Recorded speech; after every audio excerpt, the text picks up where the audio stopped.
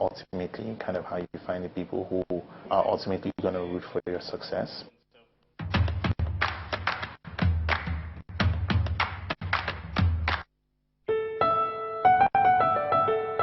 I definitely see myself doing this for the next, at least 5 to 10 years. And I think anytime you're building a company, you have to be thinking long term.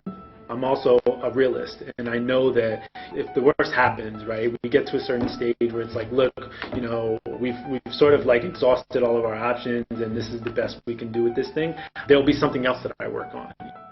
I think the biggest impact that an African entrepreneur can have on Africa is to be seen, be a role model, be something and someone that people want to aspire to be like, be successful. Thank you, Eddie. All right. Apple actually has a woman of African descent. She's actually Ghanaian. That's one of their top people in marketing. Her name is Bozoma St. John. And that's what I'm trying to achieve. I don't want to fit in, because I feel like when you fit in, you don't stand out. Come on, y'all.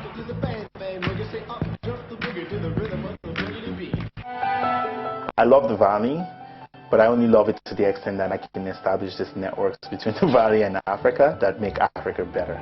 And I think that's ultimately the vision of Africa that we believe Flutterwave is going to enable. One Africa, starting with unified financial infrastructure. I'm doing 7 figures, even 8 figures a year. This is a really good idea, and it's a good company to work with. My vision for Mall for Africa is bigger than Mall for Africa. It's actually Mall for the world. The vision is to help other emerging markets via a brand Mall for the world, and we've already started doing that. We are sitting on a huge powder keg of potential in Africa.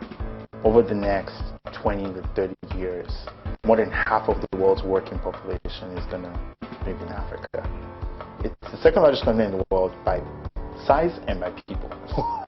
I don't think there's any narrative of the world that is complete without Africa being a major part or player in it.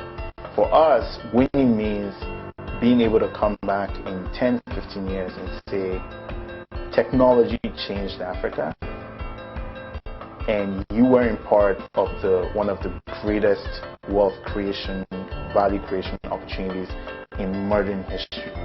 That's what we mean.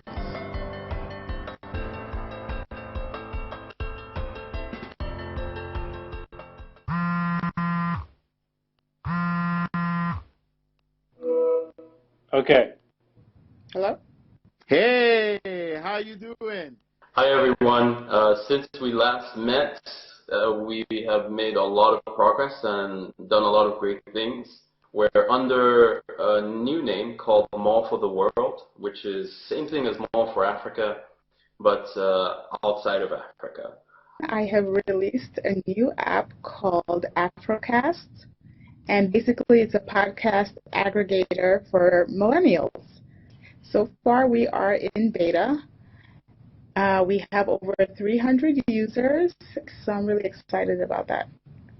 We launched a new jobs platform that allows engineers to essentially find jobs based on the technology they're familiar with.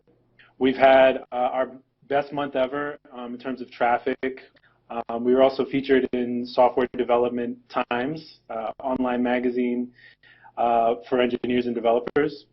Flutterwave has been doing really well. Since that time, we've more than 10 times our total process volume. So we do about $500 million in total process volume, and we do more than $100 million in total process volume every month. Come back to the West Coast.